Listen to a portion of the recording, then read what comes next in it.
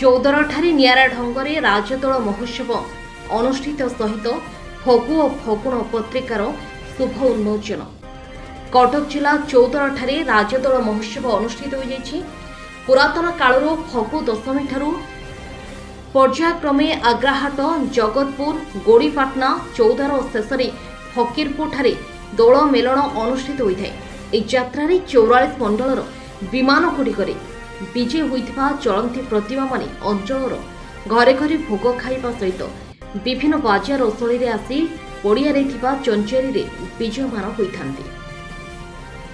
ଏହି ଯାତ୍ରାରେ ବିଭିନ୍ନ ଦୋକାନ ବଜାରଗୁଡ଼ିକ ପଡ଼ିବା ସହିତ ବହୁ ଜନସମାଗମ ହୋଇଥାଏ। ଚୌଦରଠାରେ ଆଞ୍ଚଳିକ ପେଶାଦାର ସାମ୍ବାଦିକ ସଂଘ ତରଫରୁ ଦୋଳଯାତ୍ରା ପଡ଼ିଆଠାରେ ଏକ ରଙ୍ଗାରଙ୍ଗ କାର୍ଯ୍ୟକ୍ରମ ଅନୁଷ୍ଠିତ ହେବା ସହିତ ପବିତ୍ର ଦୋଳଯାତ୍ରା ଉପଲକ୍ଷେ ଫଗୁ ଓ ଫଗୁଣ ପତ୍ରିକାର ଶୁଭ ଉନ୍ମୋଚନ ହୋଇଥିଲା। ଏହି କାର୍ଯ୍ୟକ୍ରମରେ ଚୌଦାର କଟକର ପ୍ରାକ୍ତନ ବିଧାୟକ ଡକ୍ଟର ପ୍ରଭାତ ରଞ୍ଜନ ବିଶ୍ୱାଳ ମୁଖ୍ୟ ଅତିଥି ଭାବେ ଯୋଗଦେବା ସହିତ ଦୋଳଯାତ୍ରା ପଡ଼ିଆକୁ ଏକ ନୂତନ ରୂପରେଖ ପ୍ରଦାନ କରିବାକୁ ତାଙ୍କ ବକ୍ତବ୍ୟରେ ପ୍ରକାଶ କରିଥିଲେ। ସର୍ବଶେଷରେ ବିମାନଗୁଡ଼ିକ ନଦୀରେ ଯମୁନା ସ୍ନାନ କରି ନିଜ ନିଜ ମନ୍ଦିରକୁ ପ୍ରତ୍ୟାବର୍ତ୍ତନ କରିଥାନ୍ତି। ଏହି ଯାତ୍ରାରେ 44 ମଣ୍ଡଳର ସଭାପତି ଶ୍ରୀ ଦୀପକ ମଙ୍ଗରାଜ, ଉପସଭାପତି ହରିହର ପଣ୍ଡା, ଚୌଦାର ପୌର ଉପାଧ୍ୟକ୍ଷ ଶୁଭେନ୍ଦୁ ସାମଲ, ବରିଷ୍ଠ ସାମ୍ବାଦିକ ପଦ୍ମଲାଭ ବରାଳ, ଏସ୍କେ ଜାଭେଦ, ଆଶୁତୋଷ ଦାସ, ବିମଳ ବେଉରା, ପାର୍ଥସାରଥୀ ବେଉରା, ଅଜିତ ସ୍ୱାଇଁ, ପ୍ରଦୀପ ନାୟକ, କାହ୍ନୁଚରଣ ବେହେରା ପ୍ରମୁଖ ଉପସ୍ଥିତ ଥିଲେ। दीपक मंगराज 44 मंडल राजदोल समितिर सभापति। कौन कहे यात्रा विषय जो जनसमागम होता किभली अनुष्ठित निरा यात्रा परंपरा भित्तिक यात्रा एवं चलती प्रतिमा को सारा चौद्वार, कटक एवं जगतपुर अंचलवासी मैंने आसी ठाकुर को अभिर दिखती ये समस्त को दर्शन करती। गोटे सुजोग सृष्टि हुए जे समस्त चलित प्रतिमा देखापी ये हूँ भक्त मानकर यात्रा आठी 50,000 बहुत अधिका लोक मैंने शेष यात्रा आम ये समस्त मार्फतार भाई मैंने आम ये सभार आलोचना करूँ विभिन्न असुविधा कथा और भल कथा आलोचना करूँ करके वर्ष शेष करूँ आम राजदोल समितिर 5टी यात्रा। केते जनसमागम यात्रा रही कहले ये 50,000 अधिका तो 5टा यात्रा विभिन्न यात्रा है। चौद्वार बाण फुटेनी कि चौद्वार बहुत प्रशासन आसती 3टी विमान बहुत बड़ प्रशासन करती आठी जगतपुर में बाण 3टी जो कहले आम पंडा हरिहर पंडा उपसभापति कहले ये बाण फुटा विशेष आकर्षण ये तेणु प्रत वर्ष ये गोटे भिन्न प्रकार गोटे निरा ढंग से पालन कर दोल यात्रा।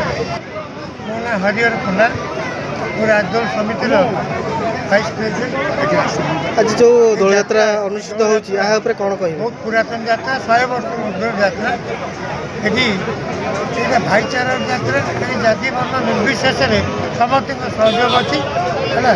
विशेषकर आम यात्रा प्रथम भुवनपुर राधागोविंद जी भुवनपुर, तापर गोपाल जी फकीरपुर, तापर लक्ष्मीनारायण जी तोरल, तापर लक्ष्मीनारायण जी पंचर से भुवनपुर समस्त सहयोग यात्रा सुंदर होवर्ष आतंकवादी बहुत बढ़िया प्रदर्शन कर सबू ठाकुर मैंने आतंकवादी प्रदर्शन कर विशेषकर 3 जन ठाकुर राधा गोविंद जी, गोपाल जी और लक्ष्मीनारायण जी।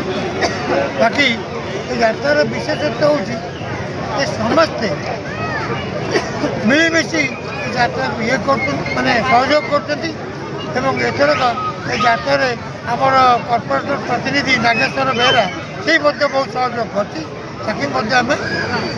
भाईचारा यात्रा। हाराहारी केते जनसमागम ये यात्रा जनसमागम पखापाखि 40-50,000 लोक होते है।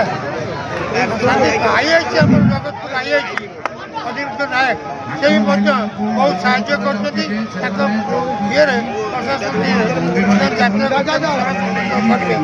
यात्रा पुलिस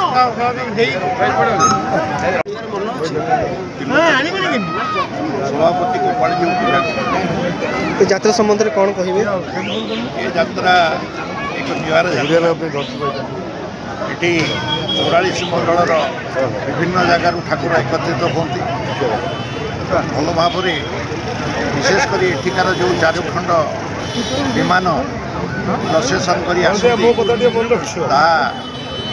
अवर्णनीय এবং এটি আতসবাজি যে ফুটে সেই আতসবাজি 44 মণ্ডলে যেতে